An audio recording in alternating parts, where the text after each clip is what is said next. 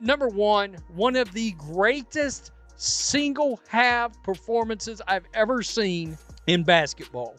I've fully watched all of Magic, all of Bird, all of Chuck, all of Jordan, Ewing, Olajuwon, all of them. It was one of the best halves. It was in the top 5 best offensive halves of basketball I've ever seen. June 12th, 2025. The day everything changed.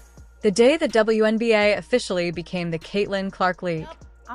I'm going to say it. Caitlin Clark is the best basketball player in the world. She's the best basketball player that I have ever seen. She is the difference maker. She is the needle mover. She is the face of basketball right now. From accusations of being overhyped to becoming the league's most watched athlete, Caitlin Clark just delivered a performance that silenced her doubters, broke records, and quite possibly saved the Indiana Fever season.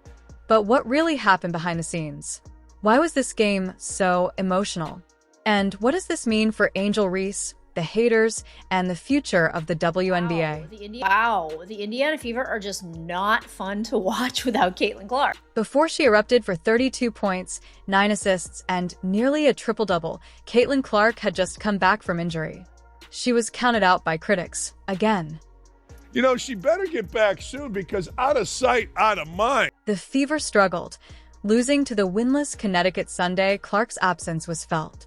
The offense fell apart, viewership dipped, and haters online were louder than ever. I felt like mishandled so many things with the WNBA last season, and specifically with Caitlin Clark and her fan base. And that's one thing when you start thinking about how many people stopped watching when Caitlin Clark got injured. A lot of people stopped watching because they are boycotting the WNBA. They don't want to give viewership to any other teams or any other players, whether they like other players on the team or not, because of how the media and the league itself has handled Caitlin Clark. Then came June 12th. Caitlin Clark returned and made history. New fans are sucking the life out of the WNBA right now. This wasn't just a personal comeback, it was a resurrection. The Fever finally looked alive. Get open. 1 second left. Clark doesn't get the shot off. Cloud locks her up. Angel Reese, Chindy Carter, Natasha Cloud, they all had their moments. But right now, it's Caitlin Clark's league. And if the WNBA is smart, they'll market it that way. This was an unbelievable ass-kicking by Caitlin Clark. Number 1.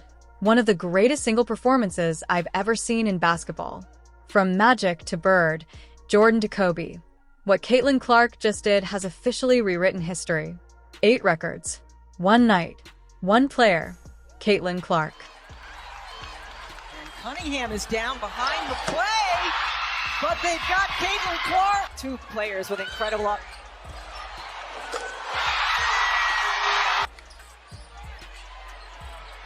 Clark, another long 3. She's back. After 5 games on the sidelines, the WNBA was in chaos. Ratings plummeted, energy vanished, and Clark, she returned not just to compete, but to take over. 3 threes in 38 seconds in the first half. Caitlin Clark hit 3 logo bombs, by the way. 3 logo bombs in 38 seconds. This was the Caitlin Clark we all said, oh, she's different. She's sent from outer space. The Caitlin Clark that we saw today was the Caitlin Clark that we were accustomed to seeing. Oh, it feels good, folks. It wasn't just a return. It was domination. In 38 seconds, 3 logo threes. Momentum shifted. Fans erupted. The league stood still. Caitlin Clark show is very real, and Caitlin Clark's ability to rise to the moment and put on a show is remarkable. There's just like a certain star quality and like star power there, but it takes you being confident enough, willing enough to be like, oh, no. I know what you want. Come here. I'm going to give it to you. I loved it so much. When your rivals can't even hide their admiration, you've done something unthinkable. Clark didn't just beat MVP Breanna Stewart, she made her smile. Second-year player clearing out that side of the floor, shooting on Stewie, and then watch the reaction with one another. Stewie's laughing. Caitlin knows it's ridiculous. just out there having a good time. She didn't just win. She rewrote the books. From most points by a rookie and a half to fastest player to hit 50 career threes. 8 records. In one night. Stewie's face, right in Stewie's face, and Stewie couldn't help but laugh. Couldn't help but laugh. Caitlin Clark letting her have it. And folks, look at Sandy Brondello. Sandy Brondello can't even hate. Sandy, you can hate. You need to appreciate, folks. Yet even after making history, the critics returned. The same ones who trashed her fan base. The same media who questioned her place in the league. Caitlin Clark just scored 25 points, and the quarters in the WNBA are shorter, not as long, as the quarters in the NBA. With Clark, fast, electric, must-watch. Without her, empty seats, missed shots, and forgotten broadcasts. That's not a coincidence. That's impact. The shooting from Howard, Boston, and Kelsey. Kelsey started making a bit of a comeback shooting, but at one point, she was awful in this game. I mean, her shooting percentage was I believe, 22% on like 14 attempts or something. It was bad at one point. Meanwhile, the league's newest rivalry is heating up. Angel Reese struggling with missed layups and media gaffes while Clark just shattered records. Chelsea Mitchell was plus 21, Aaliyah was plus 10. They went on a run in the fourth quarter without Caitlin Clark. And a big reason for that, if I'm going to criticize her when things are bad, I'm going to praise her when things are good. Because Sid Colson did exactly what she was meant to do. She did exactly what she was meant to do. And what she did was push the pace, play aggressive defense, and run. From Kevin Durant to Magic Johnson, the stars lined up to give props. Caitlin Clark isn't just WNBA's future. She might be its salvation. Stephanie White did sub her out, I think, more than we would have seen had she been playing. And guys, she almost had a triple-double in this game. 8 rebounds, 9 assists, 32 points. By the way, let me point, and 2 block shots. That's one of the most ridiculous stat lines you will ever freaking see from any player, WNBA or NBA, either one. The road ahead is lined with MVP conversations, endorsement deals, and the growing weight of an entire league on her shoulders. Can she handle it? That is what I like to call Fever basketball. The Indiana Fever have come out and dominated. This was the night everything changed. For Clark, for the Fever, for the league. 8 records, 1 rookie, and 1 unforgettable 38 seconds that told the world the WNBA is hers now. That's how the Fever are supposed to play basketball, up-tempo, unselfish, working for your teammates, so really proud of our group. Nobody saw this coming. A rookie breaking 8 WNBA records in a single game. The New York Liberty walked into the building with 9 straight wins and walked out humiliated. This wasn't just a game. This was a statement, a reckoning.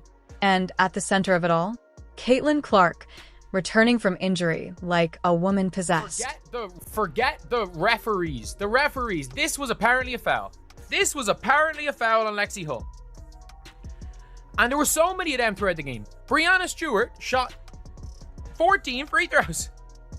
Stewie shot 14. Half of them phantom fouls. Coming into this game, Clark had missed 5 straight with a quad injury. Critics were circling like vultures, claiming she couldn't handle the league's physicality. Social media turned on her.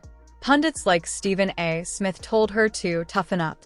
Angel Reese threw shade, tweeting about real dogs showing up when it matters. The pressure was suffocating. The Indiana Fever just put up 102 points on the Liberty. The best offense in the WNBA is not the Lynx. It is not the it is not like whoever's putting up the most points. It's not the Aces, none of these. The best offense in the WNBA is Caitlin effing Clark. The Liberty jumped out to an 11-point lead. But what happened next was legendary. In just 38 seconds, Clark tied the game, erasing that lead and the Liberty's confidence. One moment changed the entire night. By the way, that was an MVP performance from Caitlin Clark against a team on national television. And guys, I'm going to call it. I think this game might have averaged 3 million viewers today. I think there's a chance. What happened over the next 20 minutes felt like watching history on fast forward. Clark drained 7 threes, a career high. She passed Candace Parker's early career record with her third 30-5-5 game. She became the 4th fastest player in WNBA history to reach 850 points. All they were talking about at halftime. Viral tweets being like, Caitlin Clark is a disgrace, her body language, and it's like, man, she just dropped 25 points. You just hate Caitlin. And I'm looking, WNBA threads is even hilarious. I'm just going to say is I hate Caitlin Clark, no way around it. She makes me the F sick. You will not convince me the WNBA is not scripted. I'm 100% certain now. And this is apparently scripted for Caitlin Clark. They put the magnets on the basket apparently. But let's break it down. 30 points, 8 rebounds, 9 assists, 7 three-pointers. No player, not Taurasi, not Sue Bird, not Maya Moore, has ever posted those numbers in a single game. She's the first. We know what a great shooter she is, and I think we just gave her too many easy ones. Obviously, she has great range, and her ability to get her shot off is really impressive, especially with missing some games. And so, obviously, on a personal level, I'm really happy to see her back out on the court, healthy, feeling good, because obviously it's important for them, but just for her, I'm happy she's back. But this wasn't a one-woman show. The Fever? They found their rhythm. Lexi Hall had career highs across the board. Kelsey Mitchell dropped 22. Aaliyah Boston became the only center in the WNBA averaging over 4 assists per game. Define a superstar. A person who can go on the road and sell the building. There we go. It's a simple definition. Simple. I'm going to see that person, right?